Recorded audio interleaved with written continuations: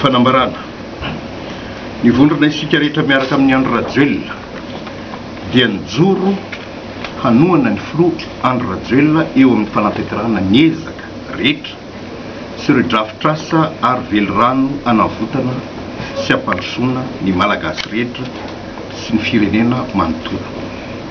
Misy ny fomba fiasa sy ny fitsipika tsy maintsy ajain'ny mpikambana rehetra na olom-bofidy na tompona ndraikisan-tsokajy na ny mpikambana tsotra eo am-panatanterahana izany asa goavana izany. Ny birao politika ny vondrona isika rehetra miaraka amin'ny andro rajoelona no mifehy ny olom-bofidy rehetra natolotra tamin'ny anaran'ny vondrona. Zany hoe ny olona ao anatin'ny vondrona isika rehetra miaraka amin'ny andro rajoelona dia tsy maintsy manaja ny zotra politika napetraky ny antoko sy ny fitsipim-pifehezana mifehy ny antoko. Koa manoloana ny zava-misy ankehitriny ny soro-dalana napetraky ny antoko dia ny fanatanterahana fifidianana madio mangarahara anehoan'ny ny vahoaka ny fahefany eo amin'izay fidianana ny hofilohan'ny repoblika. Noho izany ny zava-dehibe dia fametrahana fitoniana amin'ny endriny rehetra melo ny fifidianana.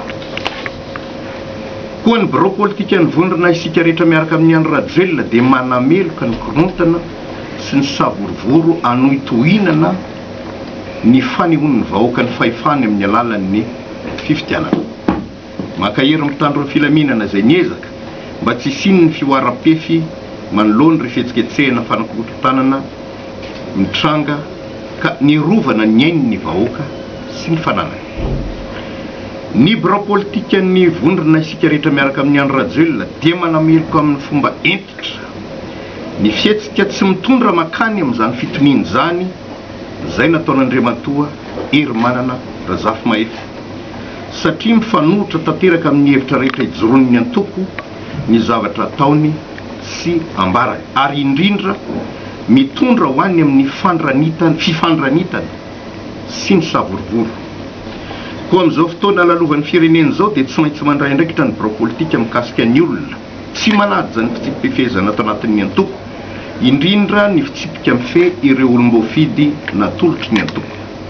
Ny antoko ny nanolotra n'Andriamatoa Razafimahefy teo amin'io andraikin'io, ka izy ny tokony modely voalohany na eo amin'ny fanajana ny antoko, fa indrindra amin'ny fitsinjovana ny tombotsoa-pirenena fa tsy ny tombotsoany manokana. Ny tsy fanatanterahana izany dia midika ho fitsipahana ny antoko sy ny filohan'ny rajoelona izay nipoirany. Noho izany dia tsoahin'ny antoko ny fitokisana napetraka taminy. Tsy pihina mazava ihany koa fa izany rehetra izany dia fandaminana anatin'ny antoko ka tsy azon'ny hafa tsabahana. Izany fandaminana izany dia zavatra fahita ary efa nitranga tamin'ny antoko hafa fa tsy zava-baovao koa. Ny vondrona isika rehetra miaraka amin'ny andro rajoelona dia tsy nitsabaka tamin'izay raha tokantranon'ny antoko hafa nisehony zavatra toy izao. Tonga eo amin'ny kiondalana irisonina amin'ny dingana vaovao indray i Madagasikara, dingana vaovao hitondrana fampandrosoana sy mpifampivoarana.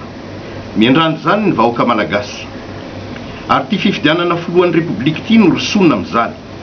Tsy voasamba ny Madagasikara ny nanatotosa fifidianana, ary efa nivonona ho amin'izany ny rehetra na ireo kandida samihafa na ny antoko politika samihafa, fa indrindra ny vahoaka malagasy. Efa nivonona ho amin'izany ihany koa ireo rantsana rehetra mpanatanteraka fifidianana, koa tongotra mbiandakana i Madagasikara ka tsy miverina intsony satria i Madagasikara tsy maintsy mandroso.